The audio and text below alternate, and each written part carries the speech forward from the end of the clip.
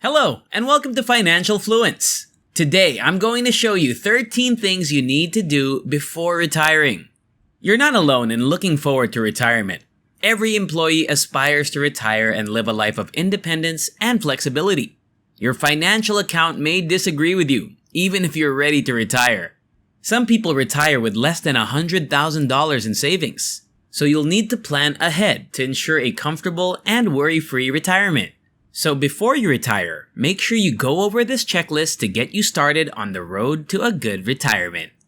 Number 1. Planning. Once you know when you want to retire, you can establish a firm foundation that will help you achieve your retirement goals. A plan helps you make a smart checklist without rushing. It doesn't have to be a serious list. It may be your ticket to the longest vacation of your life, so have fun. Number 2. Determine the source of your retirement income. When you retire, it's crucial to know which accounts to use and when to check fixed income sources, like Social Security pensions and annuities. Consider income-generating investments such as IRAs, 401ks, taxable investment accounts, and savings accounts. Consider how claiming Social Security will affect your income and taxes. Number 3. Avoid lifestyle inflation. Most people's salaries skyrocket as they approach retirement. The temptation to buy unnecessary stuff comes with a financial adjustment. Keep your budget and spending as if you're a college student on a minimum wage, if you want to retire early. Well, not entirely like that, but you get the idea. Having a small budget before you retire gives you more freedom with your money and lets you enjoy more of your retirement income. Being fair means being financially responsible, which may not please risk takers. Number 4. Learn how Medicare works. When you get a job, you get health insurance. But what happens when you are no longer employed by the organization to which you have dedicated your time? Medicare will most certainly be used by people over the age of 65. We become more and more vulnerable to the need for medical treatment as we grow older. Learn about how Medicare works, how much your premiums will be, and any coverage gaps you may encounter, and whether or not your existing doctors accept Medicare. Start learning about your new insurance policy before you need it to ensure that you get the best coverage at the best price. Even with Medicare, healthcare prices are rising. The good news is that the more you educate yourself on senior healthcare costs, the better equipped you'll be to manage and keep them to a minimum.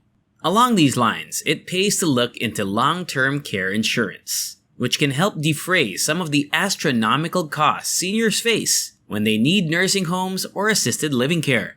You'll also be less likely to face unpleasant surprises. Number 5. Assess your personal savings. If you're lucky, you saved in an IRA or 401k during your working years. If you want to retire, you may need to look at your finances and how much money you get each day. $500,000 is a substantial chunk of money, and you may presume that it is well protected. The annual withdrawal rate of 4% equates to about $20,000 in revenue each year, with some inflation adjustments. But since retirement is indefinite, this doesn't seem like much. Of course, this is just your savings account. It doesn't take into account other sources of income, such as rental income or earnings from part-time work, and it doesn't account for Social Security. The objective is to look past the numbers on your retirement plan statements and figure out how much money you'll actually get in practice. With a larger savings account, you'll have more time to figure out how to invest your money in a long-term manner. Number 6. Implement the reduced real estate tax program. Many states provide tax relief to seniors, so look into all of your options to reduce your monthly cash flow.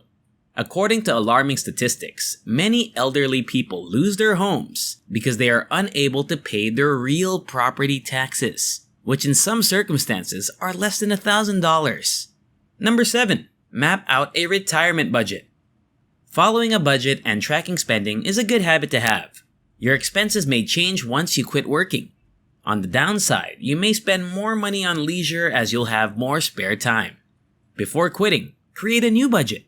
Details about retirement expenses. Having a budget will help you determine if your savings will be enough for retirement or if you need to save more. Number 8. Pay off high-interest debt. Should I be debt-free when I retire? This is a frequently asked question about retirement. High interest debt threatens retirement budgets, even if it's on a well-funded credit card. The debt-to-income ratio could approach 20%.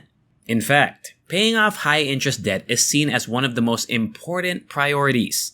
Student loan debt is one type of debt that many people overlook. Student loan debt is something that you will have to deal with until the end of your life. Kidding aside, the fact that the government can choose to withhold your Social Security benefits if you have outstanding college loans isn't so funny. Number 9. Create a plan for claiming Social Security. Social Security will contribute a major amount of most seniors' retirement income. Yes, there is a wrong way and a correct way to claim Social Security. According to a recent study, 96% of Americans claim Social Security too early, leaving $3.4 billion on the table. $111,000 per household in lost retirement income from early claims. Your benefits are dependent on how much you have earned over your career, but your age at first filing can change that number. Instead of claiming benefits blindly, adopt a strategy.